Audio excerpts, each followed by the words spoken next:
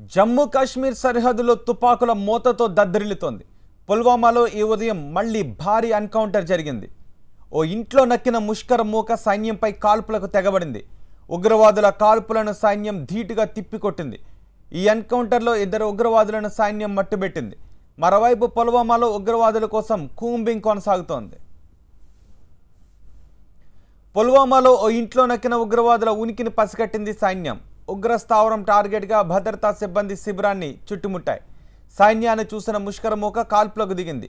దీంతో లోపల తలదాచుకున్న 2 టెర్రరిస్టులను మట్టుబెట్టేందుకు కాల్పులు జరిపారు. ఈ ఎన్కౌంటర్లో 2 ఉగ్రవాదులను ఖతం చేసింది సైన్యం. పుల్వామాలో చోటు చేసుకున్న తాజా ఎన్కౌంటర్పై మరింత సమాచారం మా ప్రతినిధి మహాత్మా అందిస్తారు. మహాత్మా, త్రాల్ ప్రాంతంలో నిన్న ఉదయం నుంచి కూడా చోటు చేసుకున్న ఎన్కౌంటర్ ఎట్టకేలకు ముగిసింది. ఈ ఎన్కౌంటర్ లో 2 మిలిటెంట్స్ ని భద్రతా బలగాలు హతమార్చగలిగాయి. నిజానికి ఈ ప్రాంతం పూర్తిగా ఉగ్రవాదులకు గట్టి పట్టున్న ప్రాంతం. ఇదే ప్రాంతం నుంచి బుర్హాన్ వానీ వంటి top most Jaishe Mohammed commander బయటకు వచ్చారు.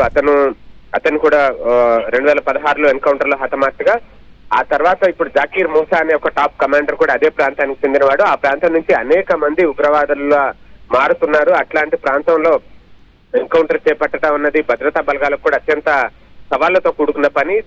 ఈ కారణంగానే ఆపరేషన్ చాలా సుదీర్ఘంగా కొనసాగించాల్సి వచ్చింది. పైపెచ్చు కుప్వారాలో జరిగిన హంద్వారా దగ్గర కుప్వారాలో జరిగిన ఎన్కౌంటర్ లో అనేక మంది భద్రతా బలగాలకు సంబంధించిన వారు బీఆర్పీలో ప్రాణాలు కోల్పోయిన నేపథ్యంలో ఈసారి చాలా జాగ్రత్తగా భద్రతా బలగాల వైపు ప్రాణ నష్టం పెద్దగా లేకుండా ఉండేలాగా జాగ్రత్తలు తీసుకుంటూ ఈ రకమైన ఆపరేషన్ ని కంటిన్యూ చేశారు. ఆ కారణంగానే మొత్తంగా 2 ఉగ్రవాదులను మట్టుబెట్టగలిగారు.